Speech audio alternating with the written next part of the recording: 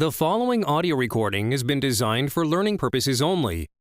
Do not share, distribute, or provide any type of copies, or this audio lesson will not be made available to you. Good luck with today's lesson.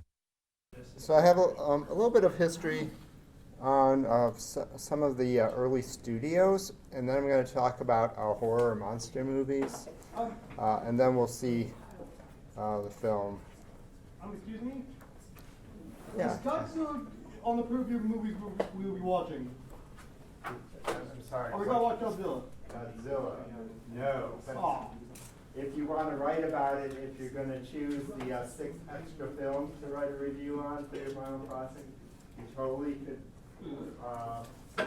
Well, that's Japanese. Yeah, I think it's subtitles. You could refer to it. I'm not necessarily sure that you could do the whole. You could, if you could somehow work it into influencing American films. It's kind of then English it would be subtitles. okay. Why can't we use it? Oh, okay. The Matthew Broderick. Very good. Thank you. No, I'm talking about the original one. The shitty costume. Alex destroyed it. I write too much for that little paper.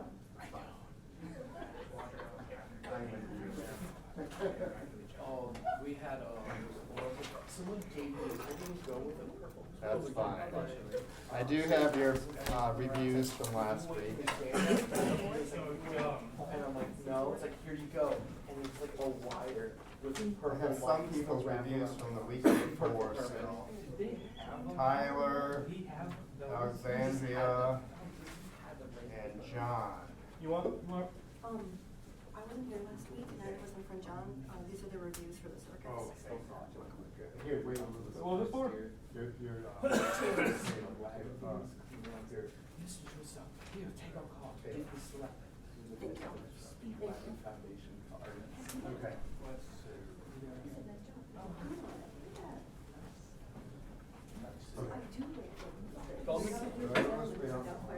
Yeah, you're here. Sorry. Thank you. Yeah, I did that for that too. My main thing was that if you remove it, like, it would have been great. Here's Tyler. Awful, but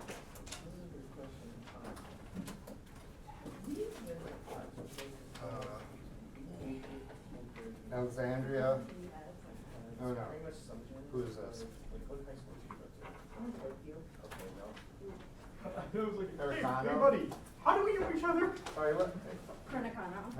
Yeah, what's your first name? Alyssa. Yeah, if you could write your first name, that'd be good. You try to remember people's names. There was no thought class? Noah. Yes. And now Tyler, here's yours. Nicholas. Oh, hold on.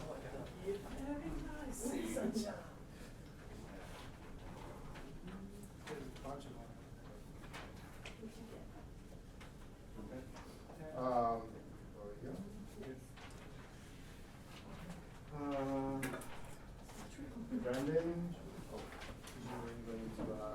Oh, no. I'm Noah. No. Sorry, I was wondering if you mean the new one, the public Yes. enemy one.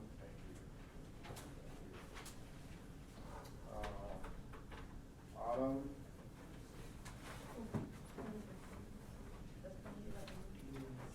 Brendan's not here.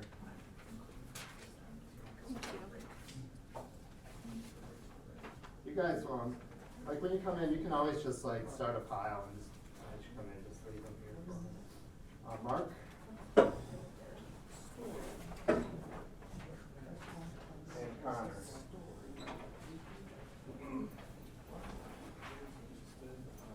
Sorry I had to run out last week. As you probably realized, I had an emergency. I don't know what I said at the time because I was so frantic. We signed up for it. Good. So what did you think? What movie did we even see this week? Public Enemy. I have like post-traumatic stress syndrome. What happened? Something like that. My dad had to go to the hospital. Oh, you okay? That was his doctor actually calling me. Luckily, his doctor is a relative of ours. It's not good when somebody calls you. So. Is he okay? No. But anyway, so what do you think about last week's film? Good. What was good about it? was fun. I like that it was pretty much a blueprint for like all the gangster movies that come after, like Scarface, Carlito's Way, like everything like took something from It is. Subvert Yes, all the very tropes. good. Yeah. So what do you think about the end? I felt like there was multiple. There were many points. There were a couple points. It's like, oh, this is the end of the movie. No, it's not. When he falls like over in the rain after saying, he goes, I'm not so dumb, falls down in the rain because it's moving. I thought the movie was gonna end right there. I was surprised when he comes up. I was like, what? Any newer one probably would have ended it there. I specifically said, I don't think it's often that I think a movie would have been better served with the main character dead in the gutter, but I think the parts after that left a kind of a bad taste in my mouth. Almost like, why did they have to prolong the family's suffering, you know? Also, there was just Show like, Well, with Hitler's mom. well, it's because I think that's only because of the time though. They wanted to really beat it over your head, like don't be a gangster. I think Yeah, that's the only because reason. the good But part is it's a morality. Him down in the gutter, even the gutter makes him That's seem the like only he was reason. like, Because I he was like 100% one of the agree. biggest, Like, he was like the top Okay, one person at a time. He's going to like all these fancy gloves, he dies in the gutter. Well, I completely agree with everything you're saying, but I really think that just because of the time period, they really want to just beat you over the head with the fact that like what he was doing was wrong, and the effect that it had on the family afterward. And I think that's the only reason that last like 20 minutes even happened. I got less from like crime. I got less crime doesn't pay from that. More crime does pay, but one thing goes wrong and you lose everything. Okay. Like one guy dies because of a riding accident. I really like this cover. Gang war, he dies. Everything. I really like the big guy's riding stable when he was out riding his horse. I was like, ooh, that was really nice. I can get used to that life. Yeah. But yeah, I think the other thing is. That's the point. That's the point. Yeah. I think that's the point. It's supposed to show like how easy it is to lose everything. The other thing with the ending is when it showed him, you know, literally falling down through the door of the corpse, it showed his brother Mike just sort of like seething with rage. I don't know, I didn't catch rage, I caught caught like it. just shock. Just shocked. That's what No, I got that. And I was just like, why didn't you just walk away? Felt I said, like, Freaking shell shock. He killed those guys. Sorry, John, that's from the war. I mean, you always gotta break the. when he was talking with The brother's clearly already telling us the he was war. like- when he was talking with the policeman, he was like, I'm gonna, you know, Yeah, right. do all those bad All things right. to those Yeah. gangsters. And with the ending card, the we the people must solve the public enemy or So whatever. vigilante It's- justice, it's right. like, Yeah, where's the law and order that's in the law and true. order? Because I think there was no law and order at the time. It Because Yeah. of what was going on, people were terrified. I think it was almost like what's going on in places like Mexico nowadays. Well, it was because of gang warfare everywhere. People were terrified. And so it's being made at the time when this is all going on, so we can look back at it as a historical piece. But they're really portraying, other than the beginning, which was a historical piece, you know, showing, leading up to it, it was happening in people's everyday lives in all the major cities. So, you know, here we had the Purple Gang, and in Chicago they had Capone and the Bell, you know, they were different gangs. I'm blanking on the names of different gangs in Chicago, but it was going on all Chicago over. outfit, just go that. Actually. See, listen, I think the last part he was angry only because like the whole movie, besides when he was talking to his brother, he was super calm. Like any other time he wasn't talking to his brother, he was calm, collected, like just completely composed. And, like he was the educated one, and he wasn't about like the violent life. But, like the moment he saw his brother like that, I think that all went out. And I like the parallel of that because like he spent his whole life like living by the law, like doing everything the right way or whatever. And then like at the moment he sees his brother die, like you see it in his aura, his being. He's just like, you know what? That's That's it. interesting. I Like, saw it those would be shell interesting shock. to see a It still sequel to wasn't nice that. either. Well, I mean, no, he wasn't nice. It was just like the way they pinned him against each other was like he was supposed to be the the good boy doing things like he went to the because back then you grew up, you went to the army, you took care of your family, like that was like the expected like correct thing to do. Yeah. But on the other side of it, it's like he he always felt bad and was jealous of his brother because he did everything wrong, but he was able to take care of his mother better. He was able to take care of the household better because he was able to make more money and stuff. So And she was cool with that. Yeah, she was totally fine with She it. just wanted her family to stay, like the mother she just was wanted her like- family not to kill each And other. she didn't want to believe the bad. Right, she just wanted, he was doing good, he had a good job, and he was taking care of his mother, and that was the right thing for a boy to do growing up. So like at face value, to her, it was like, okay, just don't dig any deeper, don't ask any questions. Ask me no questions, I'd say no lies, essentially is what it I is. like how there's different perspectives too, because I think when a piece of art is done properly, like artwork can bring out all kinds of different emotions to that piece, whether it be just a piece of sculpture or painting or a piece of film like we watched, that everybody can have a different take on it. And I find that even because I've seen some movies so many times, depending on what's going on in my life, I find that I have different perspectives of what's going on. So very good. Some of the pieces of it were actually taken out because this is pre-code. So once the code was put in place and there would be later releases of it in future decades, it wasn't allowed to be seen in its entirety like we saw it. So for instance, the scene where they were having their new suits made after they made all the money. Right. You know why? The why? What social issue? The tailor. Because of homosexuality, could not be portrayed in films during the time the Hays Code is being enforced. Yeah. So yeah, there's a number of. That's the one that sticks out in my mind. It was cut actually, but there are other That's the pieces. important scene in a gangster movie. Like there's that. Yeah. Every gangster movie has that. Their first come up, the first thing they do is buy new clothes. Like that scene is like iconic. You gotta look nice. That time. Well, yeah, what would you do if you won the lottery? That's, I know, that's You what I'm got saying. something, right? Exactly. Exactly. Like that's an important scene. That's very And true. like having a nice suit is like being cornerstone. It's like a sign of status. Like the nicer your suit, the more higher you up. So my grandmother may not have been a member of the Triple Gang. Oh wow. Or at least home with them, and associates of his, Sure. wore cement shoes in like Michigan off. Who did? My grandfather. He was killed by it? No, he Oh. was hanging with competition. Oh, okay. Wait, your But grandfather? Mom is now denying that she ever told me that. Oh, interesting. Huh. Yeah, I've had a number of students over the years who've had Yes. some type of relative Yes, association with I'm the Purple named Gang. after My grandpa was a cop, so I don't have Who I'm that. named after. So apparently my great grandpa was a bootlegger, so maybe they have run-ins. Interesting. For a while, when his parents died.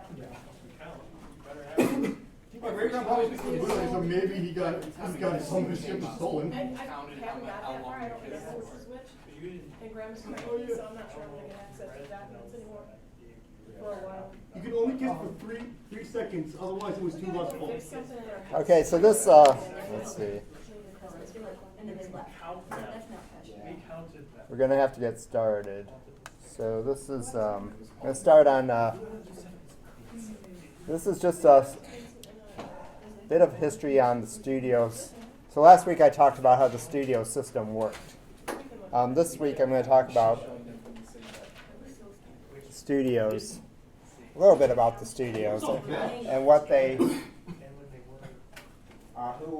like the more prominent studios and who were some of the other smaller ones. Out of nowhere. So you have the big five. So these are more prominent studios. They have bigger budgets. They have often bigger stars. And so Warner Brothers, Paramount, RKO Studios, Metro-Goldwyn-Mayer, MGM, and 20th Century Fox. Although initially you had 20th Century, and then you had Fox Studios. William Fox actually goes bankrupt. He has lots of problems. Financial problems, health problems in the 20s, and goes broke, and then Fox and 20th Century merge. What's MGM stand for? Metro-Goldwyn-Mayer. Goldwyn-Mayer, yeah, Goldwyn. Fox, William Fox, his wife was very much involved in the construction of the theaters, like the Fox here in Detroit. How many of you have been to the Fox here in Detroit? Okay. pretty elaborate. There was one that was even more elaborate in San Francisco. Unfortunately, it was torn down about 60 years ago. What about Disney? The Weren't they? Didn't they come well, out with that's different. That's animation. So Oh. no, they're not. And their first major feature length is Not Till Snow White in the Oh. 30s. So, so Warner Brothers is incorporated in 1923 Don't leave by Jack Warner the Brothers. four Warner Brothers. Although Jack Warner ran with like a major influence running the studio, but all brothers were involved. Those are the two.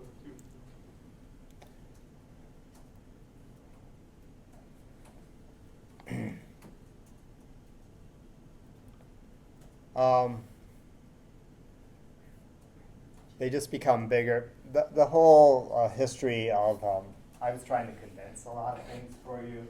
It's actually somewhat complicated, but anyway, in 1925, they become bigger.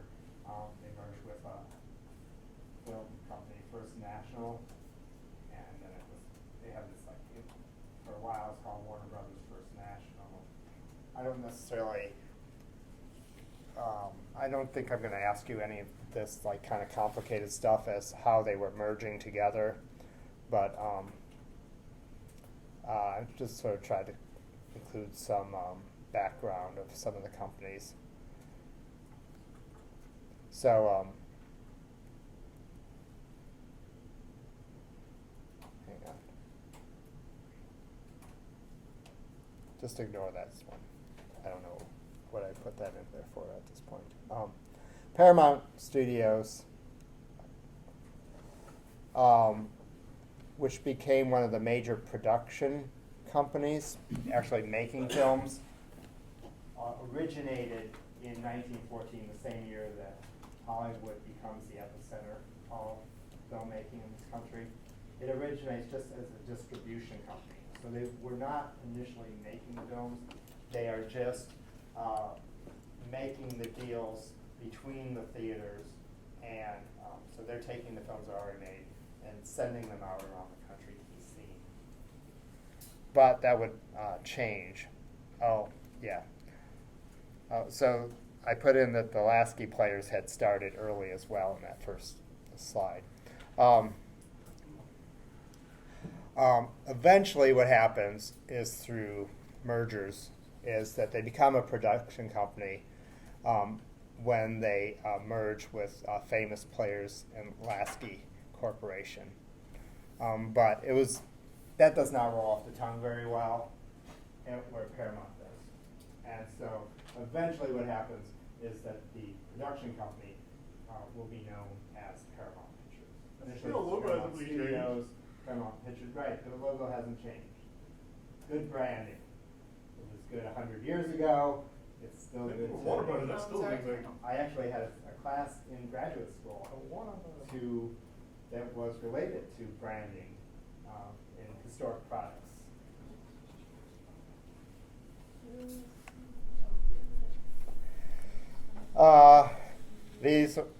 These were some of the top people at Paramount, including Samuel Goldwyn. Even though MGM has Goldwyn's name in it, Goldwyn was always selling out or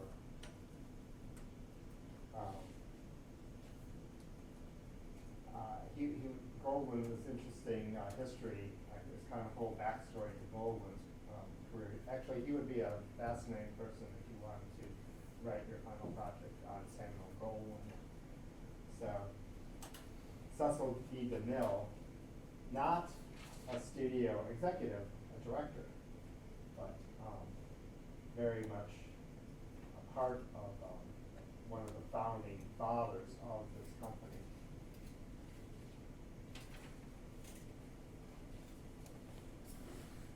And his career lasted a very long time. He's a very successful director, both in silent and then in talking films.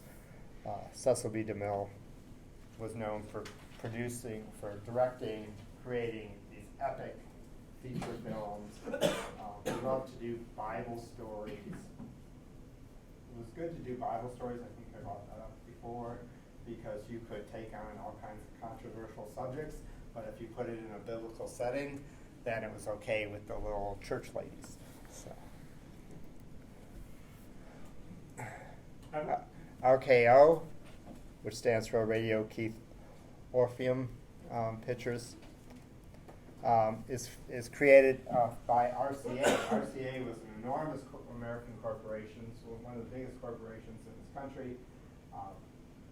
The Radio Corporation of America had been created out of Marconi, American Marconi, at the time of World War I, with problems with the war going on.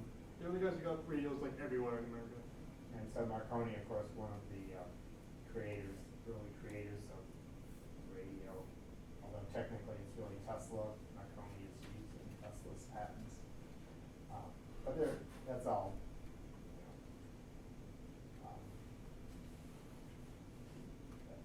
A lot of people, inventors are doing a lot of the same things at the same time. It's whoever gets the It patent depends on first. the patents, and then it also depended on the lawsuits. So there were times when Marconi was winning the patent wars. So it's all very complicated. But anyway, RKO is a big major company. RCA, by the way, you know, they're a major company making radios, and then they would go on to be a major influence in the television industry.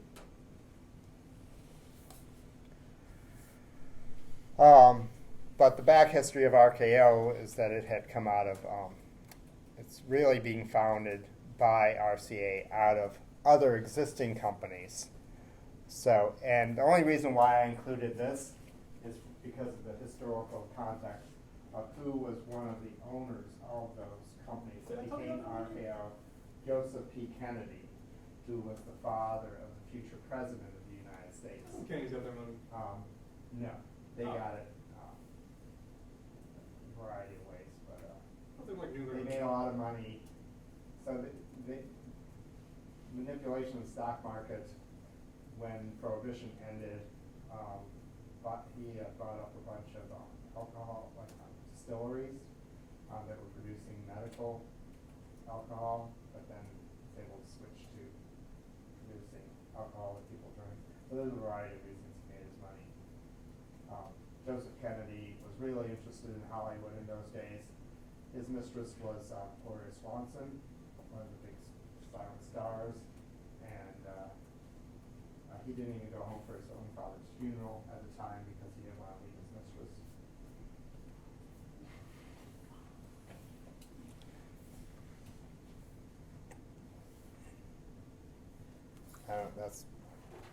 That might be out of order. Oh yeah, okay, sorry. So Metro-Goldwyn-Mayer, founded in 24, out of 3 separate corporations: Metro Pictures, Goldwyn Pictures, and Louis B. Mayer Pictures. They had been founded in the teens. So you see a lot of consolidation between production companies during this period of the 1920s. Gotta say, Metro-Goldwyn-Mayer rolls off the tongue a lot better than the other one. Yeah, and they usually would. Oh, that's good. I mean, RKO, the other names MGM. well. Oh yeah, the earlier ones, right? Every time I hear RKO, I can't help thinking of the wrestling move.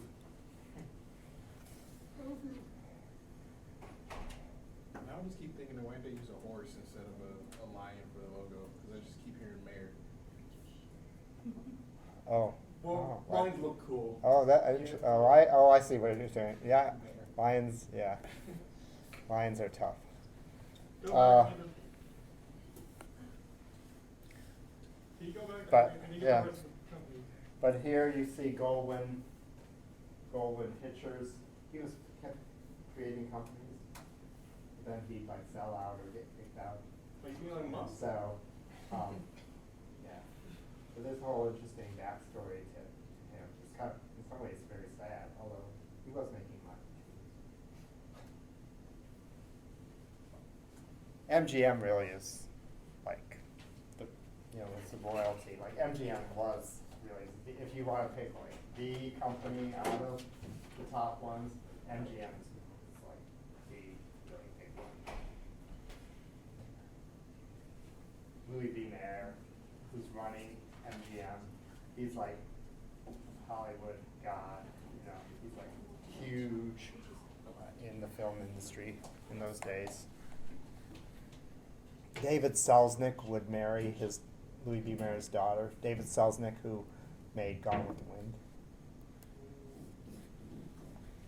Just imagine a horse in their like names. So Goldwyn was ousted before the merger went on and then he went on to form another company.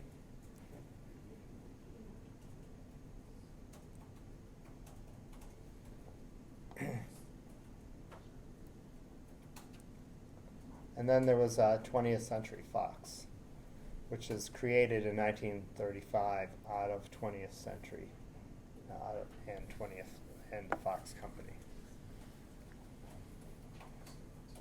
So there's this definitely, and even if you could research a variety of these early executives, a lot of times they were involved either in vaudeville, something with show business, or Nickelodeons. And William Fox originally was just running a Nickelodeon, so just a little theater initially. But he decided why not make pictures instead of just showing them.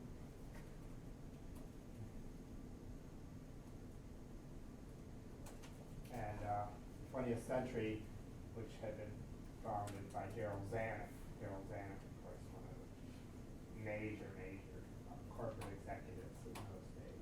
Became one of the major corporate executives. But he had initially been at production at Warner's and Schenck. Yeah, Joseph Schenck brothers. Nicholas Schenck. I shouldn't have included all this. When I was doing this, it was like, this is so fascinating, I want to include it, but then when I see it on the screen, I feel like, no, it's just like confusing me and it's confusing you. I just want you to know that there's like a whole backstory, that there were all these separate companies that eventually merged. It's like banks in recent years, or telephone companies 25 years ago, when the same thing was happening. And that's what was happening. It was this very, very young industry that lots of people wanted to go into it in the 19-teens. And then, of course, what happens is that you have financial difficulties. Just like the auto industry at the turn of the century. There were literally hundreds of auto corporations, and then they either went out of business or they merged together. And that's what's going on in the film industry as well.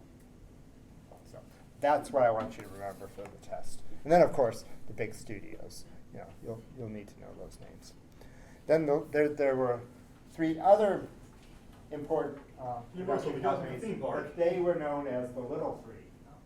And they were Universal, United Artists, or UA, and Columbia Pictures.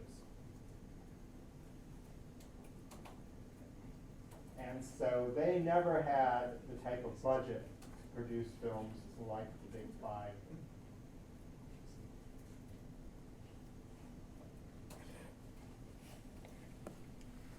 And certainly the Big Five looked down upon the Little Three.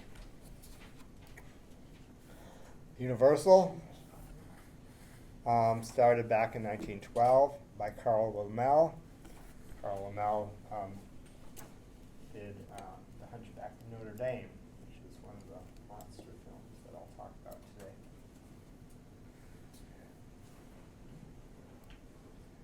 United Artists is an amazing company because it was a company founded by Hollywood royalty, Mary Pickford, Douglas Fairbanks, Sr., not Jr., his son, Charlie Chaplin, and the great early director D.W. Griffith that we all know made Birth of the Nation, a horrible racist film.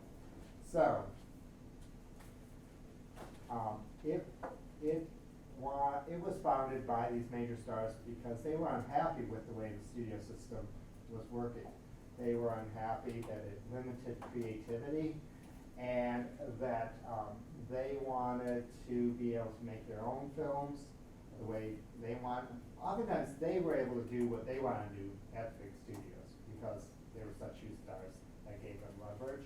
But they wanted to be able to tap the creativity of so many other people in Hollywood that did not have those opportunities. So, so they founded UA in 1919 to be able to do that, both make their own films, but also make pictures with other creative people in Hollywood that weren't getting that opportunity because of how closed the whole studio system was. With that story, the name makes sense. Oh, sorry. With that backstory, Oh. the name makes a Oh, lot of okay, sense. okay, good, yeah, yeah. This is literally for you guys. We'll make our own film company. It does. Changed. And then you have Columbia, which growing up I was always just familiar with Columbia because they made the Three Stooges. These guys make a lot of soap operas and I stuff. always I watched remember- the Three Stooges as soon as I got home from school, and I've seen I thought they were hilarious. I've seen it all the time. Everyone killing in the video. Most women I know do not like the Three Stooges stuff. And most guys I know do like it. So, how many of you have watched the old Three Stooges? Never. No, really? I saw the new movie. I would think it would have been on like Nickelodeon. Not even the new movie? They had the new The new movie. movie. Like, I think I remember it being on like Cartoon Network a couple Okay, times. my little niece, my little niece, when she was about 8 or something when it came out, she actually thought they were hilarious. Yes and no. Yeah, Tom and Jerry's better. So anyway, it has this backstory, but founded by the Coen brothers and Joseph Brandt.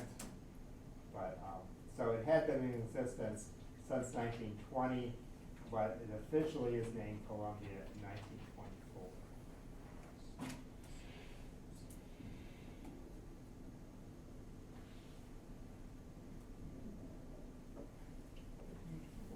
And they were definitely noted for being very cheap. Like they were really terrible about paying their actors. Like studios in general are noted for that, but Columbia is especially noted. And it's really sad because they basically convinced the Three Stooges that for years that they don't have the money to pay them higher salaries.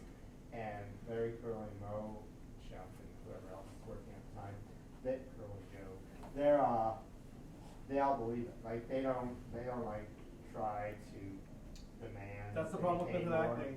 But they definitely could have been paid more. The studios just always chose to pay them as little as possible. They still made a really good living, but the studio made enormous profits from their work that they never saw.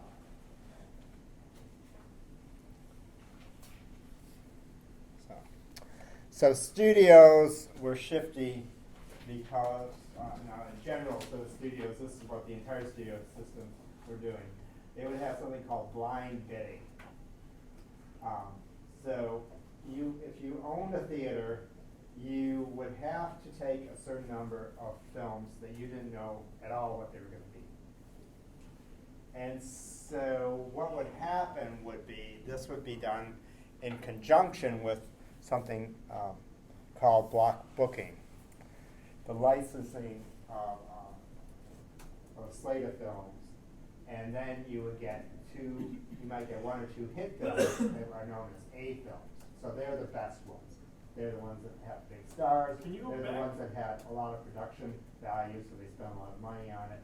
They often took longer to produce because they wanted everything to be perfect.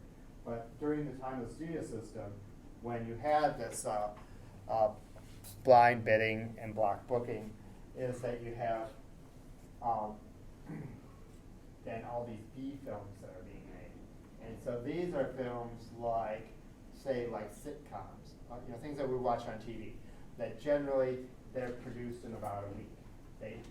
if you ever watch, how they produce any of the sitcoms, they'll talk about how Monday morning they sit down, they read the script with the writers, all the actors are on the table, they make adjustments and notes, and then they start rehearsing.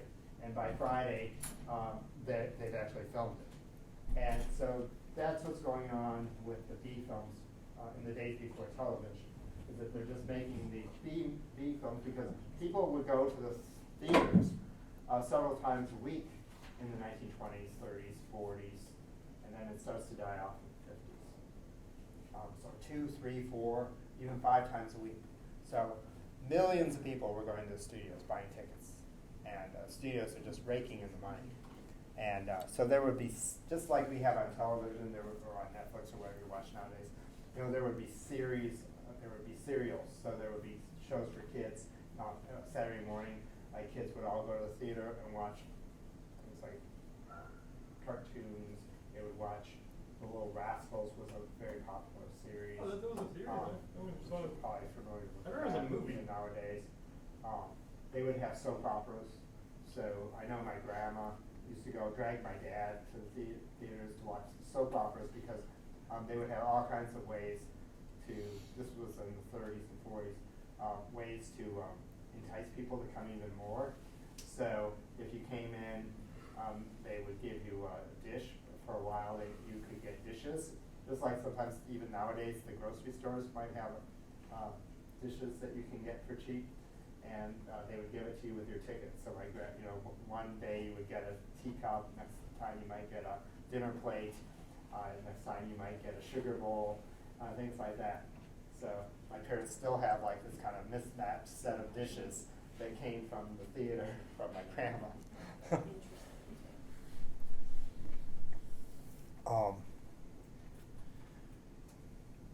So that's, and the way that system worked was that they were able to cook the books so that even the big actors that had big, in their contracts, making big money to begin with, as I said last week, they could make up to $10,000 a week. But then they still could have in their contract, if a picture made above a certain amount, they put a price in their contract. Like say it made over $1 million, then they would get a certain percentage of the revenue. But then with the system of blind bidding and block booking, it would look like they weren't making as much because when they were doing books, it was all under one contract. And so not as many people are going to see those B movies as going to see the better A movies. And so when it's averaged out, the overall revenue looks like it's lower than it actually is. So the reason why I included this, which I know is excessive and you're never supposed to put this much writing on a slide, is because I wanted to show you that so many of the major theater owners actually were born somewhere else. Louis B. Mayer was from Lithuania. Louis Selznick, later became Selznick, ran away from Kiev in Ukraine. William Fox was actually William Fuchs from Hungary. The Warner family came from Poland, and which was near Russia. Adolf Zucker from Hungary, Karl Lammel from Württemberg in Germany. So they're all foreigners. This is important to note because of the situation going on at home here in those days. There had been since the 19th century a suspicion of foreigners. In the 1920s, there are severe laws being passed against allowing immigrants to come from Europe, and really from most places around the world other than the Americas. There was no restrictions on anybody coming from Mexico or Central or South America because of the need to work in agriculture. In the 1920s, when the 20s began, you have a president, Warren G. Harding, who ran on a campaign of normalcy, which was essentially a nationalistic campaign. And he we looks don't like want President we want things to go back to what it was in the olden days, this idealized idea of America before the First World War, very much like things that are going on in our politics, unfortunately, today. And so there are these really restrictive laws being placed against foreigners. And with the rise of Hollywood, we talked about the introduction of the Hays Code last week. There's a great fear of foreign influence in the film industry. So the reason, big part of the reason why the movie studios create the Hays Code was because they felt threatened by, they were definitely threatened by local politicians, but there were definitely some people in Congress who were talking about creating a federal law that would limit what the studios could and could not do. And because Congress is known, there are a lot of members of Congress at the time who were known for being anti-Semitic, and so, and because some of these studio owners were also Jewish. So there's this worry that you have this Jewish foreign influence in something that's going to influence millions of Americans because they're going to the theaters so often. Okay, so that's a little bit of background of the studios and what's going on culturally or in the country. And of course, this is a time during Prohibition, by the way, when alcohol has become illegal.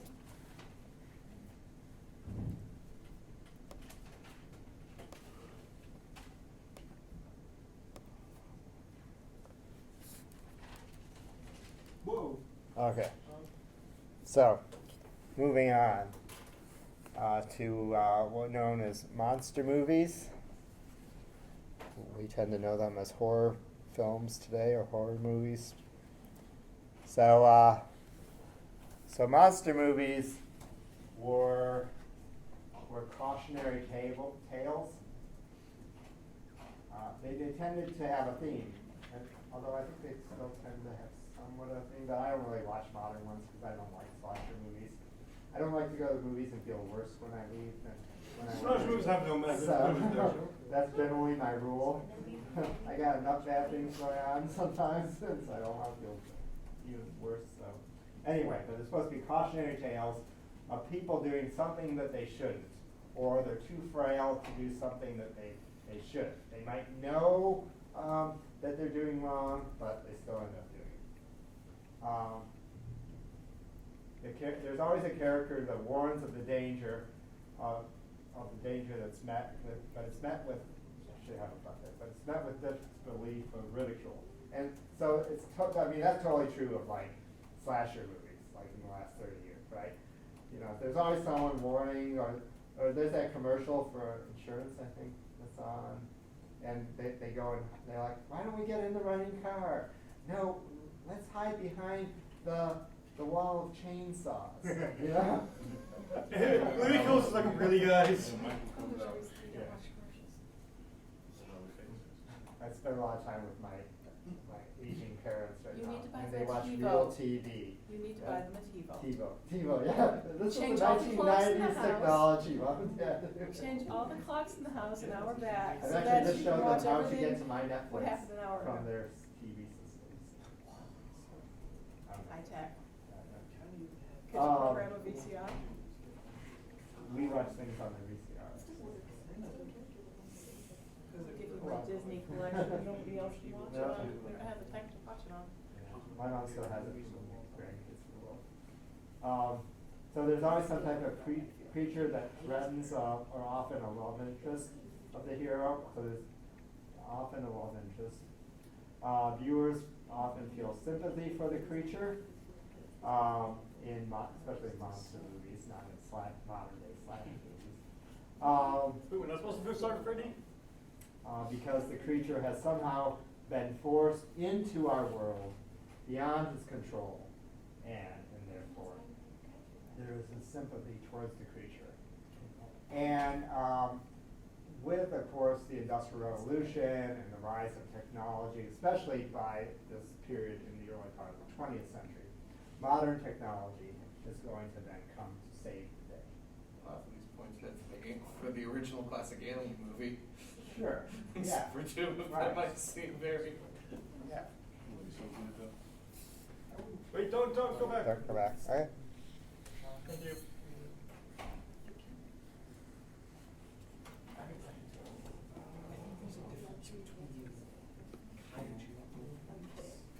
Which are the giant monsters like Godzilla and Pacific Rim. And things like Frankenstein. King Kong is one that kind of blows the line. Yeah. You can always go back tonight. I'll open it on Canvas. Okay. I'm gonna move ahead. This is believed to be this is a silent French by George Millet, which I think on the first day of class we saw the Voyage to the Moon, the Voyage à la Lune. Okay. It's in your book, and they talk about it. I'm not sure why I didn't show it first day. Sometimes I show it first day. But anyway, George Millet started out his career as a magician. And so this can also be known as a trick film. And so Le Manoir du Diable, the devil, the House of the Devil, is what it is. So the very first horror movie. And it's not very long. I'm sure it's terrifying. It's just terrible. You're Okay, gonna I'm gonna close my eyes. you're gonna have nightmares from it. Oh God, that. Oh my god. I'm scarred for life. It's such a good transformation. Yeah, it's 1896. Video films just like. Okay, why did this one have smoke? Okay, never mind. That's not okay. People do it in an instant. There's someone there. Control or L. It's like it's usually. It's like that pump thing you see in cartoons. Like Little it's used to minion. stoke fire. It's a minion.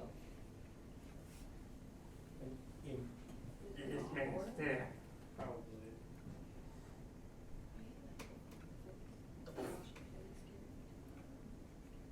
Yeah, because they never seen something. Yeah.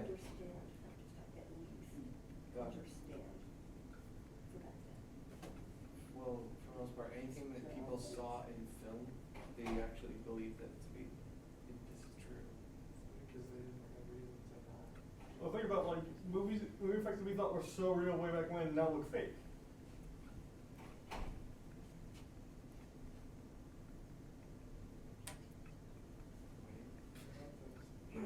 That is it.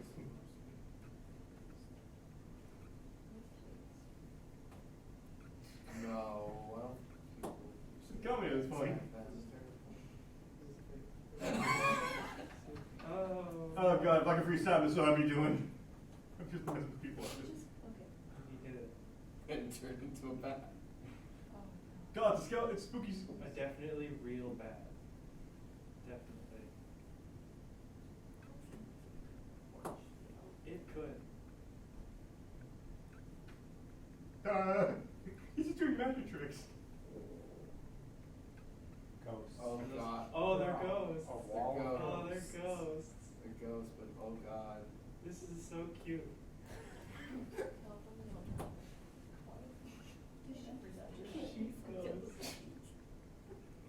What's supposed to be happening? I don't know. Scary things.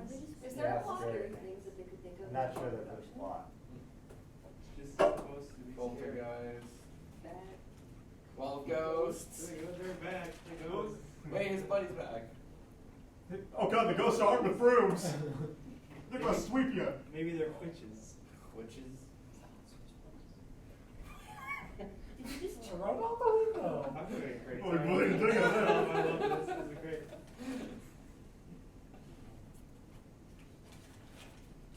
You know, I don't think that. I love this. This is great. I'm sorry.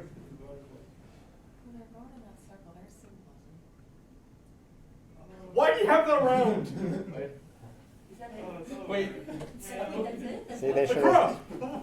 Why'd you go? Why did you go to? Why do you have that in his house? That was sudden. That was supposed to, wait, here's the thing though. It was so cute. That's supposed to be horrifying though. It was so scary. Probably for back then, you could kiss the pants, but nowadays it's stupid. Probably. Probably. Oh, It's so much more fun. All right. I don't know where. Great time for that. Yeah, I think it's cool. I don't know where it went to. Oh, shit. Not even kidding. I really did that. You could tell this was gonna be a fucking thing as soon as he like turned to an obviously a rubber bat. Like just like you could see the guy backstage just like pulling the rope, you know, like please. I was hoping there'd be a price sticker happening. Okay. The part of it was we just didn't see it. You're strawberry. Another very early. And this truly could be considered then, a monster movie. Is The Hunchback of Notre Dame. It's called Esmeralda. Again, French, 1905. And of course, based on Victor Hugo's book. It has the The best Hunchback Disney of villain Notre song Dame. ever. Unfortunately, Fight me off. probably doesn't survive. And so there is this photo. There are few photographs, but a lot of the early film just disintegrates. So the 1923 version of The Hunchback of Notre Dame by Carl Laemmle stars the great character actor Lon Chaney as Quasimodo. And Lon Chaney is known as the man of 1,000 faces. Unfortunately, he dies very young. Does not look young enough. He does not. That's his. Can you go slower? Someone's not sure we're keeping up. Sorry, we have 20 minutes before I have to start the film. Well, we'd like to get everything That, down. his No, acting. this is This like- is his Slides are acting. online, right? This is acting Yeah, career. I get them. Yeah, it's online.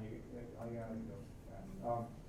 Acting career, 1913, 1930. He makes his first talkie movie, and he dies right about the time of conception. So he may have been able to shift, but we don't know how that would have worked. That's the answer. So that's the use of his acting career. His acting career, yeah. Not the use N- of no, they he lived. definitely Sorry. does not look 27. No, he does not. That's not even 27, that's yeah. Yeah. Phantom of the Opera, another one of the great early monster movies. Again, classic story of the phantom who lives below the Paris Opera, kidnaps the singer.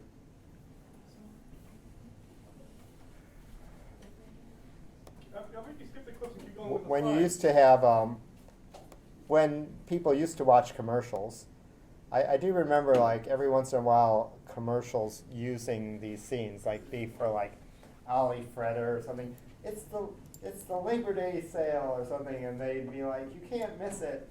It's gonna drive you crazy with envy or something, and then they'd have like some kind of clip from these old movies. Of course, that just shows you how old I am that they were using these type of movies in television commercials when I was a kid.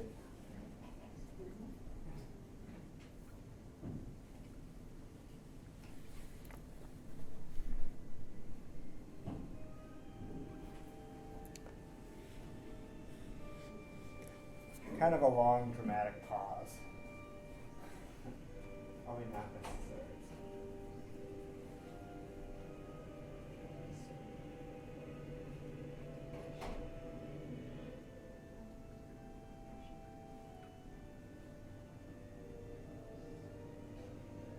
I do my Yoink.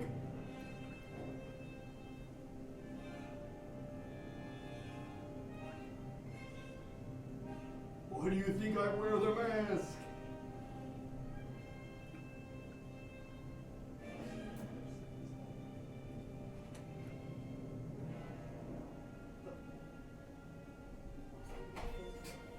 Absolutely, we're so swayed by how we were dressed back then.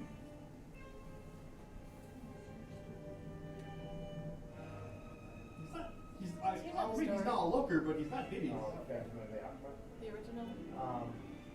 I've only seen the Broadway play. I've seen this clip.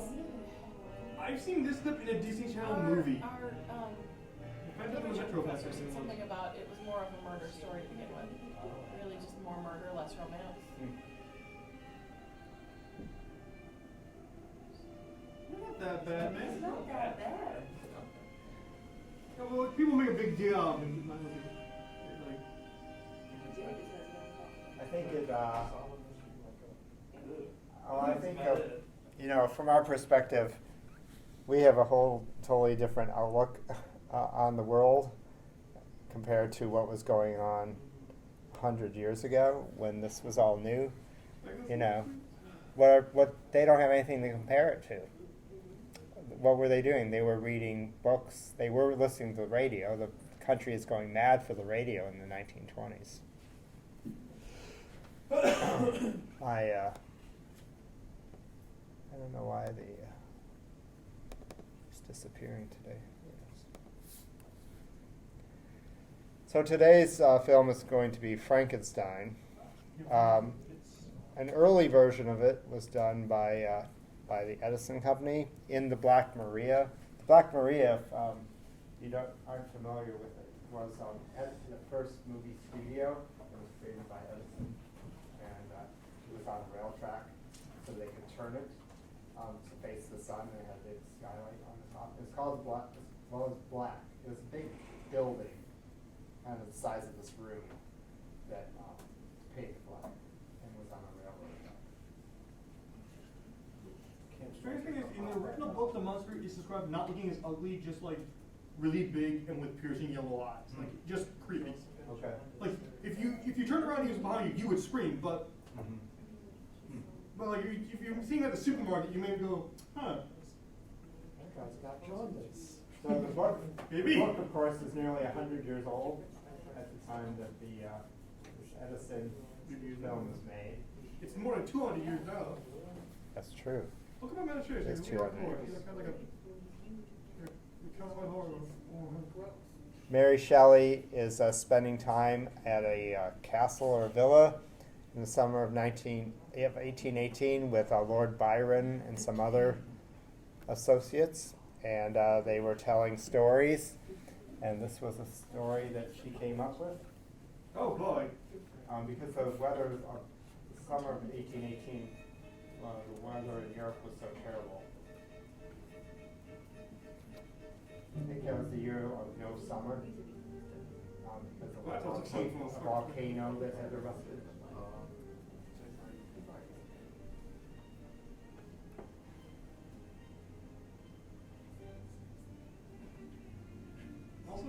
Also, there's a book they never. He outright says he's not going to tell you how he did it. Like he's like, I don't want anybody else to even try this. You've read? Yeah, I did, and the far as I can tell, the source of like lightning striking the body is there's like an anecdote in the beginning of the book where it's just talking. Frankenstein talking about his childhood. He talks about how a tree outside his house got struck by lightning, was vaporized, and that got mentioned in science. So there's some of that there, but. Also, no. Also, Lady Franklin does not make it. Tears the body up. Doesn't even try. Also, no Igor.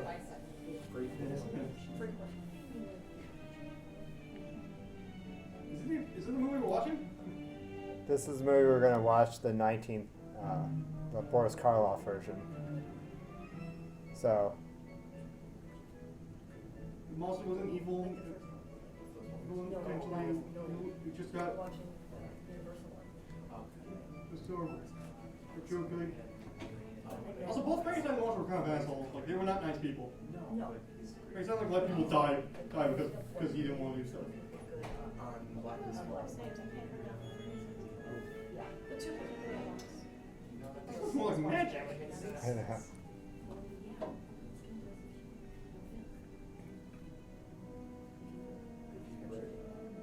Yeah.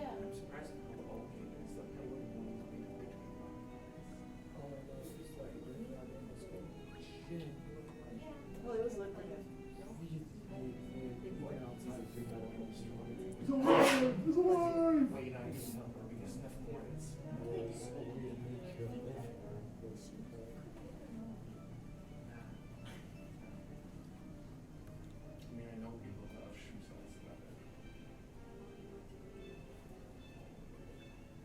So anyway, this is the Edison adaptation of how Frankenstein is created. That's reverse footage, isn't it? That's reverse footage. It's what kind of The footage? footage is reversed. Yes. They took us to the cinema. That's cool. It's being played backwards. Here's something like that in Pulp Fiction. When they stab with the syringe, they get put it carefully head and took it out kind of quickly, and then reversed it so. They reversed it. So like, so 21 would stab someone to death. Yeah, that definitely All right. does not look like a scientific. So anyway, if you want to see the whole of about 15 minutes of it, you can look at it on your own. The only thing this has going on. So this is the version that we are going to see today, from 1931. As the monster, yeah. Colin Clive as Dr. Frankenstein and Boris Karloff as the monster, because Frankenstein is not the monster. Frankenstein Well, so, actually, the way he is the monster. Frankenstein is the doctor No, who yeah, creates Portland. the monster. Dr. Frankenstein's monster. And audiences apparently were terrified by this movie when it came out, due to its special effects. And special effects were very important, of course. There's other films as well. So Willis O'Brien was very important, early pioneer in Hollywood special effects, and he would make, of course, he's best known for his stop motion animation in Godzilla. King Kong. King Kong. Sorry, King Kong. Very, very tedious and slow, doing 24 frames per second. He began, he's known for King Kong. His earliest work is The Dinosaur and the Missing Link from 1915.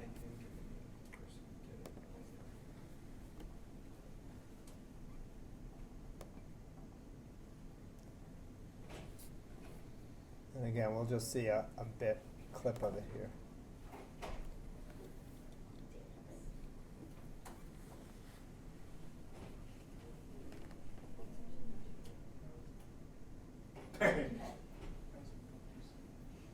Well, it's hard because when you're using frames, There's no good falling plane. Tree hit me, yell at tree.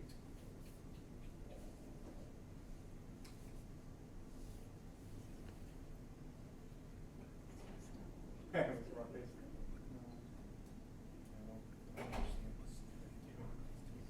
drawing with another country. They're not wrong.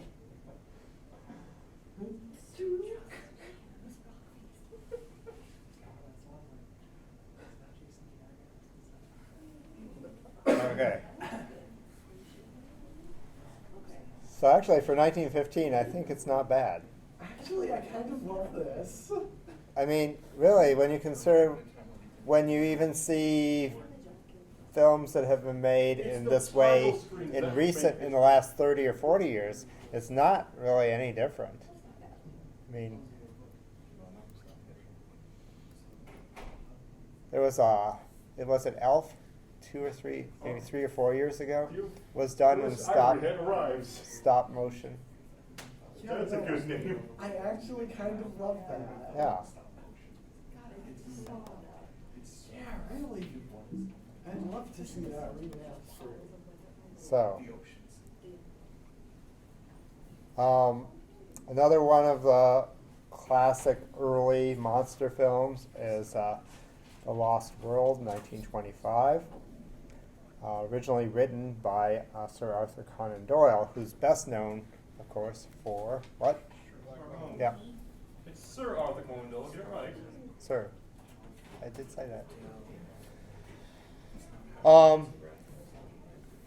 The famous fight scene in King Kong took 7 weeks to film, having to film each individual frame of those 24 frames per second. So, And this is actually a movie that we've seen in the past. How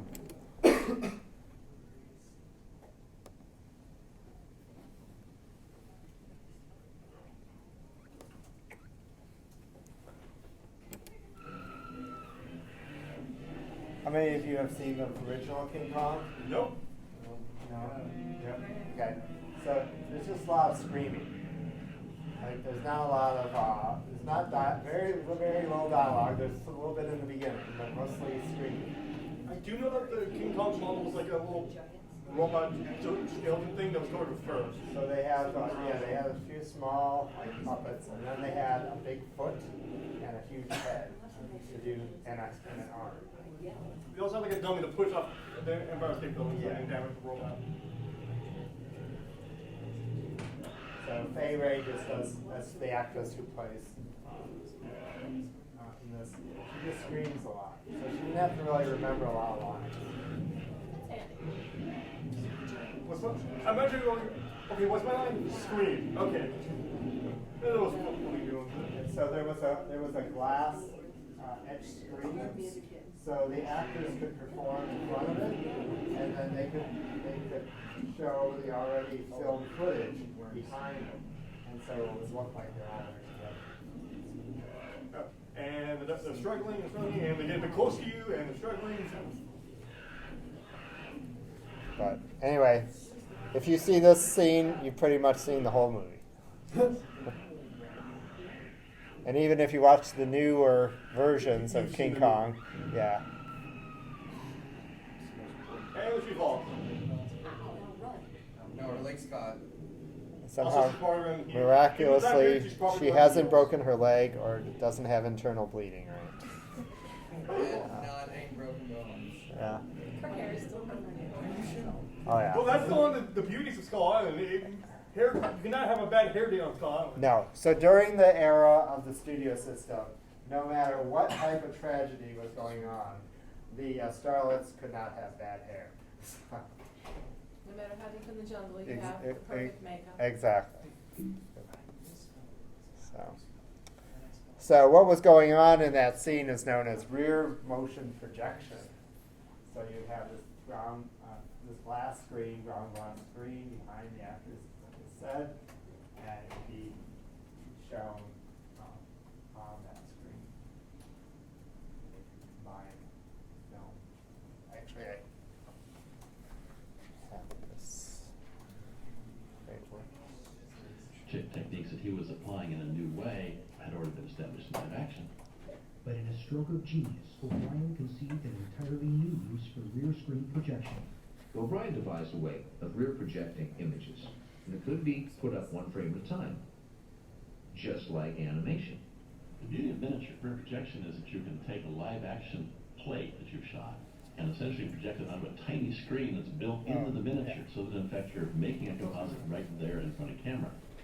And then of course you're projecting one frame at a time, so you advance a frame of the projector, then you do your animation in the front, you photograph it, advance the frame of the projector again, and so forth. But the challenge was, how do you stop the film that's being projected from melting or catching fire and ultimately destroying everything? There's a fan which pumps cool air onto the film plane, keeping the film cool enough so it doesn't burn up or buckle. So the film can sit there for hours and hours. Peter happens to have the rear projector that was used actually not on the Kong, but on Mighty Joe Young, another Willis O'Brien project. Kind of cool to have an actual piece of equipment that was used by Willis O'Brien on one of his films. Now, year 2005, decades later, being used for another shot. We threw a little trick into it as well, which was used at the time, where you wanted a creature to pass behind the rear screen projection. Because if you think about it, if you have a rear screen projection and the creature passes in front of the projected image, well, guess what? You're going to see the shadow of the creature on the projection screen. The way you got around that is you have the rear screen projector at a 90-degree angle to the rear screen projection screen. And so the image bounces off the mirror into the screen, meaning your creature can walk behind the projected image because it never will get in front of the beam. Through the camera lens, what you have is a live action performance, literally in the same shot as a stop motion animated performance, and they interact.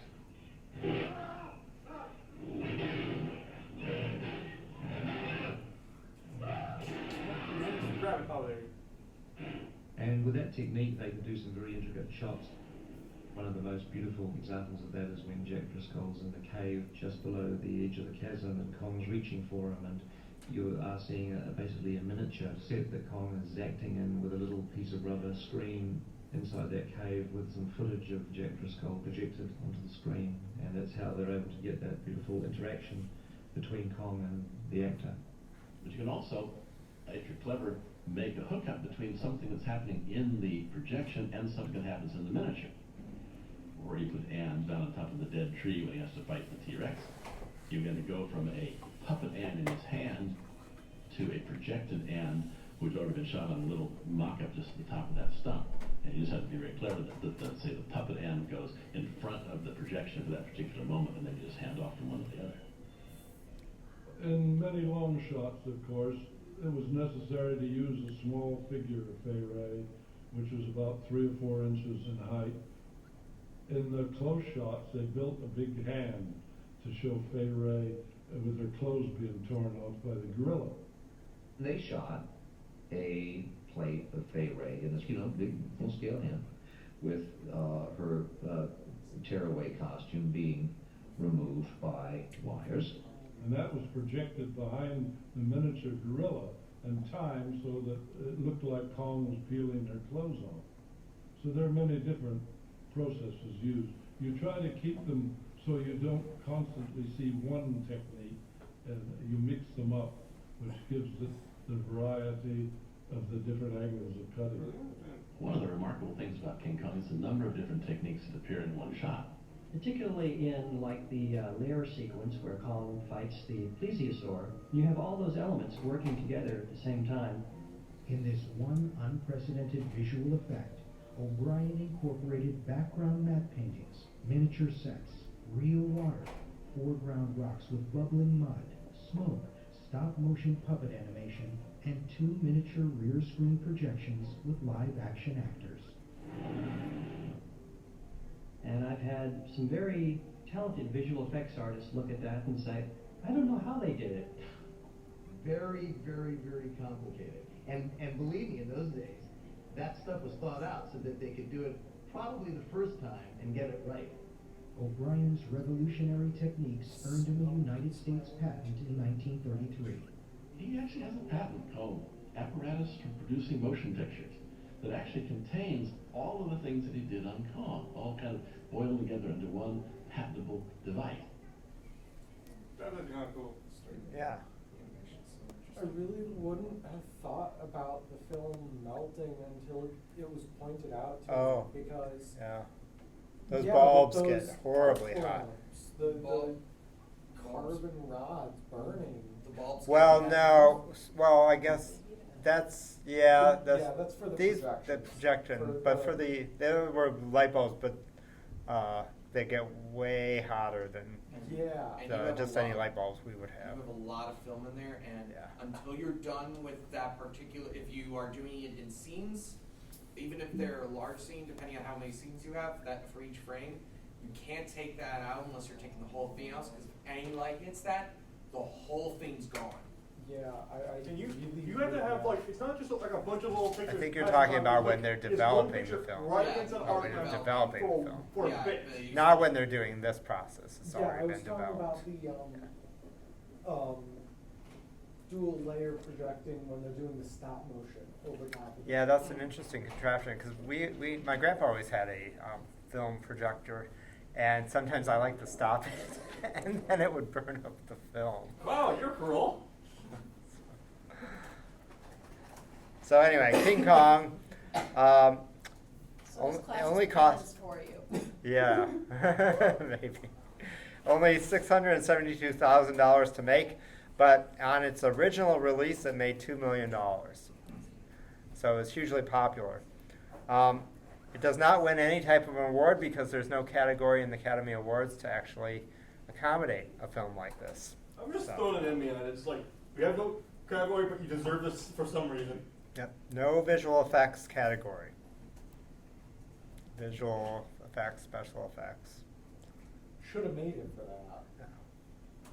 So, and what I'll be doing next week is I'll be talking about the creation of the Academy Awards. Okay, so without any further ado, we're about Good luck with today's lesson.